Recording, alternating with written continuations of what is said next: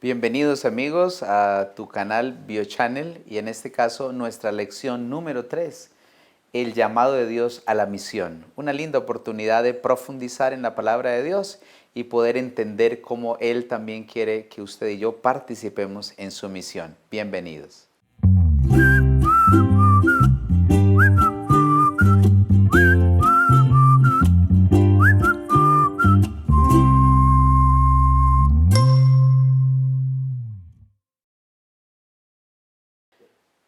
La lección número 3 nos está abordando una temática un poco más personal y es el llamado de Dios a la misión. ¿De qué forma usted y yo hemos sido llamados y cómo ahora podemos participar en ese trabajo de alcanzar personas para el reino de los cielos? Y uno de los primeros tópicos que queremos juntos mirar a la luz de la Biblia es cómo el Señor desea poder sacarnos de una zona de confort, es decir, de un lugar donde posiblemente estemos tan cómodos que no queramos hacer un esfuerzo más por ir y estudiar con una persona, de poder acercarnos a un conocido que finalmente queremos también que sea alcanzado por la gracia de Dios. ¿Cómo entonces Dios desea que salgamos de una zona de confort? Y uno de esos ejemplos aparece en el libro de Génesis. Siempre vamos a Génesis porque allí encontramos muchos elementos que nos ayudan a poder entender cómo Dios trabajó con su pueblo en el pasado y cómo ahora hay allí lecciones muy fundamentales para nuestra vida. Génesis 11 nos habla de la experiencia de la Torre de Babel. Creo que la mayoría conocemos este incidente, pero vale la pena recordar algunos detalles, y es que los primeros 10 capítulos del Génesis nos muestran cómo Dios estableció, creó, entró el pecado, hubo un diluvio y finalmente quedó allí un remanente. El pueblo comenzó a multiplicarse y en vista del diluvio que se presentó, entonces ellos decidieron establecerse en un valle, en una llanura, y quedarse allí para que si hubiese algún otro diluvio, ellos no fueran afectados. Y dice Génesis 11, versículo 2, y aconteció que cuando salieron de oriente, hallaron una llanura en la tierra de Sinar y se establecieron allí. ¿Y cuál fue su objetivo? Y se dijeron unos a otros, vamos, hagamos ladrillos y cozámoslo en el fuego. Y les sirvió el ladrillo de piedra y el asfalto en lugar de mezcla. Y dijeron, vamos, edifiquemos una ciudad y una torre cuya cúspide llegue al cielo. Ese era su objetivo. Y hagámonos un nombre por si fuésemos esparcidos sobre la faz de la tierra. Este primer momento nos registra que el sentir de aquel grupo de personas era que no querían ser dispersados, querían estar en un solo lugar y entonces decidieron crear una torre. Varias razones. Número 1, podemos ver aquí que ellos querían que esa torre llegara hasta el cielo. Muy seguramente querían descubrir cómo era que había venido un diluvio. Y número 2, estaban desconfiando porque Dios había prometido que ya el mundo no iba a ser destruido más con agua. Por eso la señal del arco iris que se estableció allí era justo eso. Dios no iba a destruir más el mundo con agua. Pero ellos no creían en esa promesa. Por lo tanto, decidieron, vamos a hacer una torre. Y de esa manera podían llegar al cielo y además de eso no iban a ser esparcidos. Y en consonancia, pues tampoco, si hubiese otro diluvio, no irían a sufrir la misma calamidad. Pues bien, Dios tuvo que intervenir. Y dice el versículo 5 de Génesis 11, y descendió Jehová para ver la ciudad y la torre que edificaban los hijos de los hombres. Un detalle aquí, y es que la Biblia muestra que Dios desciende, es decir, Dios busca. El ser humano está siempre haciendo detalles, cosas, haciendo lo que él anhela en su corazón, pero finalmente Dios toma la iniciativa de buscar. Y en esa búsqueda Dios desciende, una figura que muestra la Biblia de cómo Él interviene y no abandona a sus hijos, a pesar de que los hijos quieran abandonarlo, pero Dios continúa buscándonos. Y Dios descendió para ver qué ocurría. Y dijo el Señor, he aquí el pueblo es uno, y todos estos tienen un solo lenguaje y han comenzado la obra, y nada les hará desistir ahora de lo que han pensado hacer. Entonces Dios conocía, ¿verdad?, el plan de ellos. Y dice, y ahora pues descendamos y confundamos allí su lengua para que ninguno entienda el hablar de su compañero. Por lo tanto, Dios tuvo que intervenir para frenar este propósito y los esparció. Por eso se llamó aquella torre Babel, y Babel es una raíz hebrea que realmente significa confusión, ¿no? Dios tuvo que confundirlos de tal modo que mientras uno le pedía al otro que le pasara un ladrillo, no le entendía, le llevaba otra cosa, y finalmente Dios permitió y tuvo que intervenir para que el pueblo fuera disperso. Esta es la primera diáspora en la Biblia. Y entonces encontramos que Dios lo hizo a propósito. Es decir, porque Dios es un Dios misionero, tenía una misión, y era que finalmente el pueblo fuera esparcido. En esa diáspora que ocurre, entonces viene ahora Abraham, que estudiábamos la lección anterior, cómo Dios lo llama. Y en ese llamado que Dios le hace un llamado para que él salga, pero también para hacer una bendición. Por eso la misión de Dios en Abraham era bendecir a todas las naciones.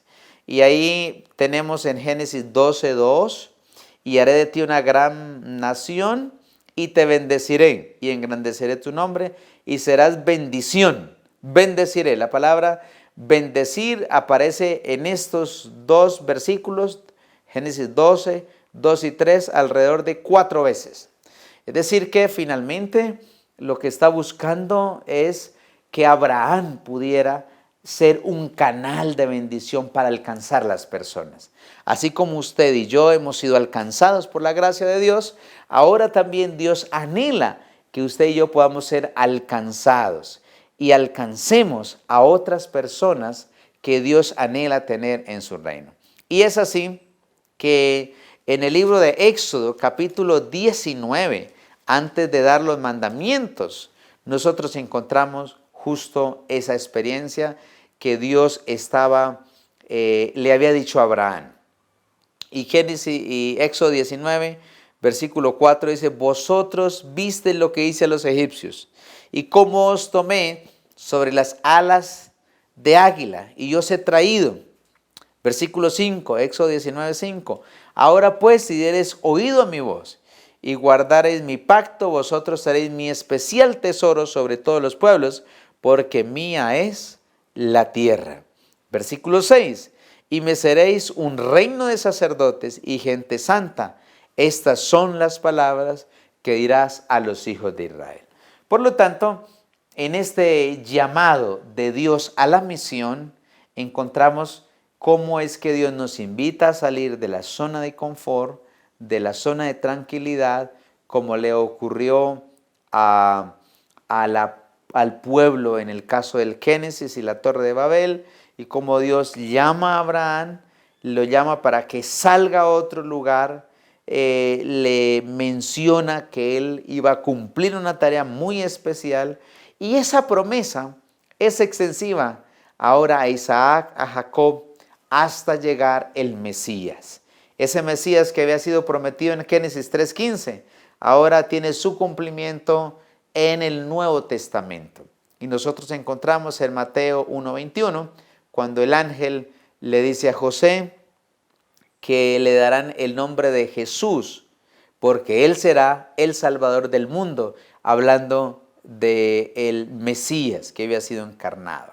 Bien, entonces nosotros encontramos aquí que ese llamado de Abraham es un llamado de fe.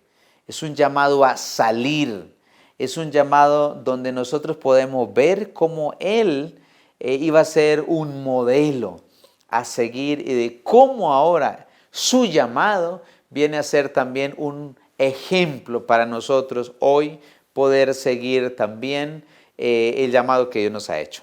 Y en el libro de Hebreos, en el Nuevo Testamento, hay un resumen de cómo es que Abraham aceptó ese llamado y cómo él, sin dudar, dijo: el Señor me necesita, voy adelante en su nombre. Y dice Hebreos capítulo 11, versículo 8. Hebreos 11, 8. Por la fe Abraham, siendo llamado, note cómo dice, obedeció para salir al lugar que había de recibir como herencia y salió sin saber a dónde iba. Así que Abraham recibe ese llamado, sabe que es Dios quien lo está utilizando, le está pidiendo que vaya, y en ese llamado entonces él va sin saber a dónde va. Pues va porque Dios lo está llamando, pero él conoce que es Dios quien va adelante. Y dice el versículo 9, por la fe habitó como extranjero en la tierra prometida, como en tierra ajena, morando en tiendas con Isaac y Jacob, coherederos de la misma promesa. Ahora, versículo 10, Hebreos 11:10, porque esperaba la ciudad que tiene fundamentos, cuyo arquitecto y constructor es Dios. Es decir, aun cuando el Señor lo llama y no le da una ruta, no le da un mapa, un GPS para que él se oriente, Abraham sabe que Dios lo ha llamado y por lo tanto va seguro que Dios lo va a llevar a un puerto feliz. Pues bien, amigos, cuando Dios también nos llama es porque Él tiene un plan maravilloso con nosotros. Y ese plan es un plan extraordinario de llevarnos a hacer grandes cosas para Él. Jeremías 29:11 dice el profeta Jeremías, yo sé los planes que tengo para ustedes, planes de paz y no de mal, para daros un futuro y una esperanza. Cuando Dios te llama es porque Él tiene una misión especial. Él es un Dios misionero. Y cuando Él nos llama es porque las mejores bendiciones vendrán aun cuando sea difícil salir de una zona de confort. Pero así es como Dios trabaja y como Dios anhela que usted y yo podamos participar en esa misión. Pues bien, la misión de Abraham era bendecir a otras naciones de la tierra. Y cuando Dios te llama también, es porque Él desea convertirte en un canal de bendición, que tú alcances personas, que te dispongas, que hagas de su vida y de los dones, talentos y capacidades que te ha entregado un canal de bendición. Y tú digas, Señor, no conozco mucho, pero Señor, podré hacer algo si tú me usas. Así como el profeta Isaías, cuando el Señor dijo, ¿a quién enviaré y quién irá delante de mí? Isaías dijo, heme aquí, envíame a mí. Ese tiene que ser un deseo de nuestro corazón. Pues bien, ese llamado de Abraham, finalmente, que fue extensivo al Antiguo Testamento y Dios utilizó a profetas, reyes, sacerdotes, llega a la iglesia del primer siglo. Y la iglesia del primer siglo también enfrentó una diáspora. Dios tuvo que sacar a la iglesia del primer siglo de una zona de confort, como ocurrió en Babel, para que ahora alcanzara a otras personas. Y en el libro de Hechos de los Apóstoles encontramos tal incidente. Allí nos narra este libro extraordinario de Hechos, cómo la iglesia crece, es perseguida pero crece.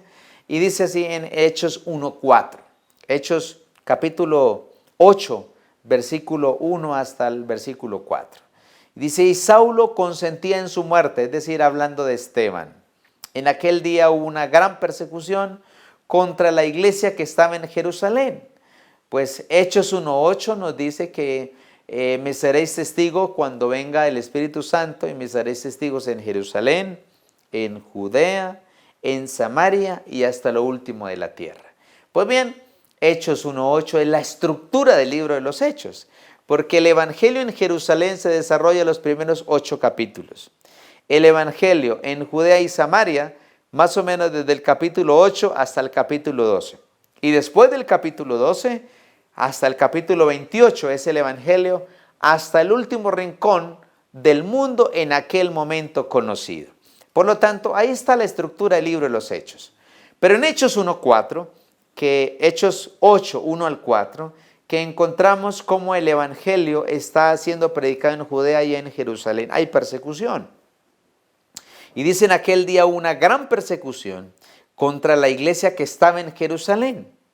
Y todos fueron esparcidos por las tierras de Judea y Samaria, salvo los apóstoles. Es decir, que la gente tuvo que salir. Dios permitió, bueno, Dios no fue que mandó, pero Él permitió que hubiese esta diáspora, esta expansión de la gente para que al momento de irse a otros lugares pudieran ser alcanzados por el Evangelio, y de esa manera entonces podían nuevas personas conocer el plan de salvación. Y fue así. Y dice el versículo Hechos 8:2, y hombres piadosos llevaron a enterrar a Esteban y hicieron un gran llanto sobre él. Y Saulo asolaba, este Saulo va a ser Pablo después, asolaba a la iglesia y entrando casa por casa arrastraba a hombres y a mujeres y los entregaba en la cárcel. Así que Saulo de Tarso era un gran perseguidor del pueblo de Dios para aquel momento. Sin embargo, dice el versículo 4 del capítulo 8 de Hechos, pero los que fueron esparcidos iban por todas partes. ¿Qué cosa hacían? Anunciaban el Evangelio. Uno de los detalles que vemos aquí en esta diáspora es que a medida que las personas son esparcidas, las personas llegan a ser un canal de bendición para donde van. No podemos olvidar eso. Si Dios te lleva a otra ciudad, a otro país, a otra cultura, usted y yo tenemos que entender que el Señor nos está llevando allá para poder alcanzar personas. Y a medida que fueron esparcidos en este llamado de Dios a la iglesia del primer siglo, entonces pudieron ellos cumplir con la misión de Dios, cumplir con la misión de Dios. En ese caso, ahora uno se preguntará, bueno, yo no estoy en Jerusalén, no estoy en Judea, en Samaria, no estoy siendo perseguido, ¿a dónde tendré que ir? Sí, ¿cómo será entonces que yo voy a organizar mi misión? Pues un par de pensamientos inspirados nos ayudan a poder mirar cómo Dios también desea usarnos al cumplir su misión. White escribió en el Servicio Cristiano, Ellen White, todo seguidor de Jesús tiene una obra que hacer como misionero en favor de Cristo en la familia, en el vecindario, en el pueblo o la ciudad donde viva. Servicio Cristiano, página 24. Usted se podrá preguntar, bueno, ahora pues yo estoy en esta ciudad, estoy en este lugar, ¿yo qué voy a hacer? Generalmente uno siempre piensa y dice, bueno, no tengo el mejor testimonio en mi familia, entonces yo me voy a desplazar a otra ciudad donde posiblemente no me conozcan y allí voy a hacer misión. Pues yo quiero desanimarle y decirle que hay que comenzar a hacer misión por la casa, por nuestra familia. Hay que comenzar a orar por ellos. Hay que comenzar a colocarlos en las manos de Dios. Y después de que hemos trabajado con nuestra familia, si finalmente ellos han decidido que no consideran los planes de Dios, pues vamos al vecindario. Y después de trabajar en el vecindario, ahora vamos al pueblo o la ciudad donde vivamos. Pero ahí comienza la misión. La misión comienza en casa. Por eso Hechos 1:8 dice, y sean testigos en Jerusalén. Jerusalén puede ser nuestra casa. Judea y Samaria, el ir a otra ciudad. Y hasta lo último de la tierra, si Dios a bien permite que usted y yo podamos ir a otro lugar, en otra cultura, en otras circunstancias a hacer misión, pues muy seguramente va a ser una gran bendición. White también dijo, la misión evangélica es la carta magna del reino de Cristo. Es la carta magna, la comisión.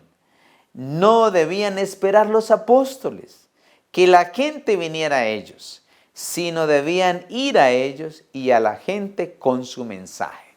Hechos de los Apóstoles, página 23. A veces uno espera que las personas vengan y muy posiblemente después de la pandemia muy pocas personas quieran ir a las iglesias. Por eso el mensaje de estos días es que tenemos que ir a donde están las personas. Si nos quedamos esperándolo en la iglesia, muy pocos irán, pero tenemos que ir a donde la gente está. Pues ese es el llamado en la misión, ¿no? Ese es el llamado. Ahora, usted podría decir, bueno, pero si la misión es de Dios, Él es el originador, Él la ha sostenido, Él la ha organizado, ¿por qué yo tengo que hacerlo? ¿Cuál es el propósito? Pues finalmente es que así como nosotros fuimos alcanzados por Él, ahora podamos alcanzar a otros. Y en ese sentido, White dijo unas palabras muy especiales. Ella dijo en El deseo de todas las gentes, página 116. Dios podría haber alcanzado su objeto de salvar a los pecadores sin nuestra ayuda. O sea, Dios podría haberlo hecho. Pero a fin de que podamos desarrollar un carácter como el de Cristo, debemos participar en su misión, a fin de entrar en el gozo de ver almas redimidas por su sacrificio.